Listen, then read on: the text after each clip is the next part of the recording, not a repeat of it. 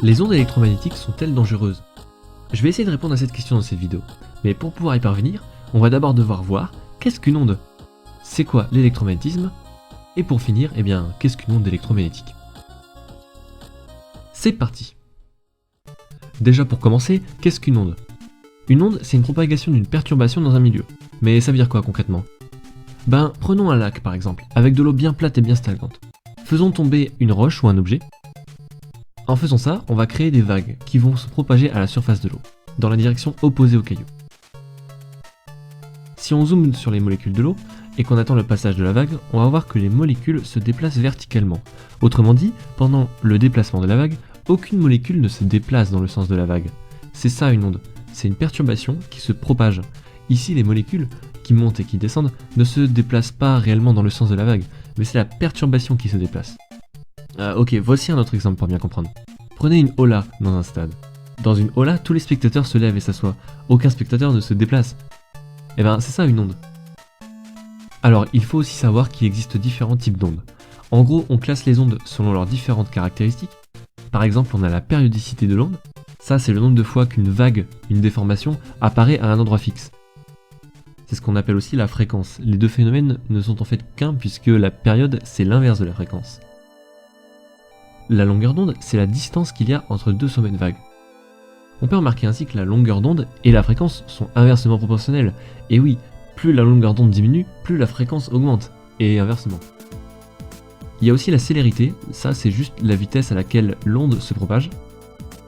Et il faut aussi savoir qu'il y a deux types d'ondes. Il y a les ondes longitudinales, où la déformation se fait dans le sens de la propagation, par exemple le son, les ressorts et les séismes. Et après ça, on a les ondes transversales, dans lesquelles la déformation se fait perpendiculairement à la propagation. Les ondes lumineuses, les vagues ou les cordes de guitare sont de très bons exemples d'ondes transversales. Certaines ondes ont besoin d'un milieu matériel pour se propager. Dans ce cas, les molécules vont s'entrechoquer les unes aux autres et transmettre leurs mouvements. Le son, c'est un bon exemple. Il a besoin d'un milieu comme l'air par exemple. C'est pour ça que crier dans l'espace ça sert à rien, parce qu'on ne vous entendra pas. A noter qu'il existe d'autres types d'ondes qui peuvent se propager dans le vide. C'est parce qu'elles font appel à d'autres propriétés plus complexes de la matière, mais on va y revenir. Les ondes électromagnétiques ou gravitationnelles sont de très bons exemples, et oui, sinon on ne pourrait pas voir dans l'espace. Et pour finir, on a l'amplitude, ça c'est tout simplement la hauteur de la vague, et ça traduit l'énergie de l'onde. Bon, maintenant que vous êtes incollable sur les ondes, on va pouvoir voir qu'est-ce que c'est l'électromagnétisme. Déjà, voyons le champ électrique. Alors il faut savoir que les particules peuvent avoir des charges, positives ou négatives. Deux particules avec des charges identiques se repoussent, et celles avec des charges opposées s'attirent. Oui, c'est exactement le même principe que des aimants, et vous allez voir, c'est très lié. Les électrons ont une charge négative et les protons positive. Il y a aussi les neutrons qui ont une charge neutre, ils ne vont pas interagir ici. Pour représenter ces interactions dans l'espace plus pratiquement, on va utiliser des champs. Alors les champs, voyez ça comme une sorte de carte des différentes interactions. Par exemple ici on a un proton et un électron. Dans notre cas, la particule chargée entre dans ce champ. Par exemple ici l'électron. Si on le place ici par exemple, il va être attiré par le proton, mais repoussé par l'électron. Si on reproduit l'expérience plein de fois à différents endroits, on va alors obtenir les différents chemins que peut emprunter la particule. Dans l'exemple de tout à l'heure, ça donne ça. Le proton devient un creux et l'électron une bosse. C'est ça un champ. Dans notre cas, c'est le champ électrique. Et avec deux atomes de même charge, deux protons par exemple, on va avoir ça. Même chose avec deux électrons, ça donne une bosse. C'est ça qu'on appelle le champ électrique. Mais il n'est pas tout seul, il est indissociable du champ magnétique. Ici, c'est presque la même chose que pour le champ électrique. En effet, un courant électrique crée un champ magnétique, et un champ magnétique crée un courant électrique. Et vous allez voir, ces deux phénomènes sont clairement indissociables les uns des autres, et sont à peu près opposés. Alors tout ça fait appel aux propriétés de la matière, qui peuvent être soit sensibles au champ magnétique, soit insensibles, ou alors complètement créer un champ magnétique comme les aimants. Bon, pour bien comprendre ce phénomène, prenons un électron. Il possède plusieurs caractéristiques qui le décrivent. Ici, c'est le spin qui nous intéresse. Pour le spin, vous allez voir, c'est très bizarre. C'est un peu comme une bille qui tourne, sauf que c'est pas une bille, et elle ne tourne pas. Ouais, je sais, c'est très étrange, mais dans le monde de l'infiniment petit, il faut se laisser porter par les concepts plutôt que d'essayer de les comprendre. Vraiment, j'insiste, sinon vous allez convulser à cause des concepts bizarres comme ça. Bref, ce spin produit un champ magnétique autour de lui. Il devient en quelque sorte un micro-aimant, et c'est vrai aussi quand il orbite dans un atome. L'atome aussi devient un petit aimant. Et enfin dans la matière, lorsque la structure de l'objet est bien faite, elle rapproche les atomes, et ceux-ci peuvent influencer et aligner les atomes voisins, comme une boussole. Si on fait ça sur tout le matériau, celui-ci devient un aimant. Les champs magnétiques de tous les atomes s'alignent et s'additionnent pour en former un géant. Bravo, vous venez de créer un aimant, vous pouvez être fiers de vous. Si la structure est un peu moins bien faite, les atomes s'alignent entre eux que dans certaines régions, et si on place un aimant à côté de cet objet, on va aligner tous les atomes et ils vont être attirés ou repoussés. C'est le cas pour un matériau ferromagnétique, aimanté quoi. Une autre propriété importante, c'est que le champ magnétique se forme par pôles, un nord et un sud. Celui-ci se déplace du nord vers le sud. Et il ne peut pas exister de pôles seuls, ils vont toujours par paire. Pour faire une analogie, c'est comme si vous essayiez d'obtenir un seul côté d'une feuille de papier. Elle aura toujours deux faces, peu importe comment vous la pliez ou la coupez. Maintenant qu'on a les bases, rentrons dans le vif du sujet pour savoir si les ondes sont bel et bien dangereuses. C'est quoi une onde électromagnétique? Alors prenons une particule chargée, un proton par exemple. Accélérons-le et observons son champ électrique. Vous pouvez voir que cette accélération a causé une contraction du champ électrique autour de lui.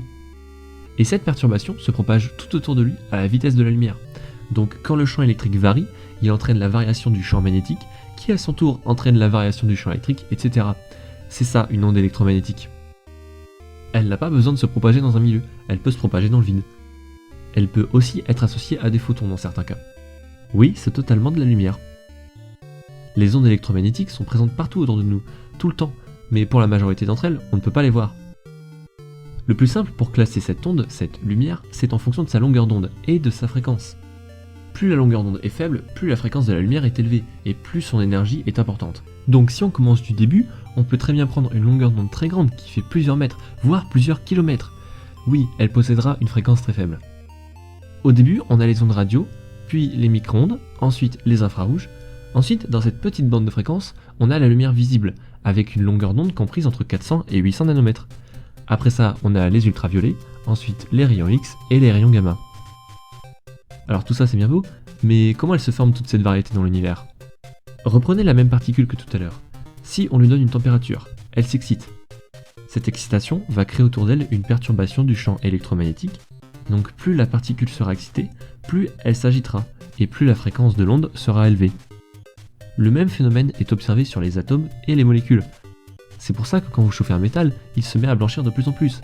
C'est parce qu'en augmentant la température, vous augmentez la fréquence de l'onde qu'il émet. D'ailleurs, fun fact, tous les objets autour de vous, même les êtres vivants, rayonnent. Le corps humain et les animaux en général émettent dans les infrarouges, qui est invisible, sauf avec des lunettes spéciales. Heureusement, sinon vous verrez votre chat briller dans la nuit. Ok, changeons un peu l'expérience, et prenez maintenant une partie de câble électrique, dans lequel on va faire passer un courant alternatif, c'est-à-dire qui oscille comme ça dans le temps. On peut imaginer ça comme des électrons qui font des allers-retours. Les électrons vont tour à tour se placer d'un côté ou de l'autre du fil, et à cause de cela créer un dipôle. Mais ce dipôle va osciller, et oui, le courant est alternatif, il oscille dans le temps. Comme dans l'exemple précédent, cela va créer une onde électromagnétique, qui oscille. La même chose apparaît quand on inverse l'expérience. Lorsqu'un fil électrique reçoit une onde électromagnétique, ces électrons oscillent et créent un signal électrique. C'est le principe des antennes. L'onde crée du courant électrique en faisant alterner le courant des milliers de fois par seconde. Ok, tout ça c'est bien beau, mais le cœur de notre problème c'est bien de comprendre comment la lumière interagit avec la matière, avant de voir si elle est dangereuse pour nous. Pour ça, elle a plusieurs façons de faire. Lorsqu'un électron passe dans la matière, c'est le matériau qui choisit quoi faire.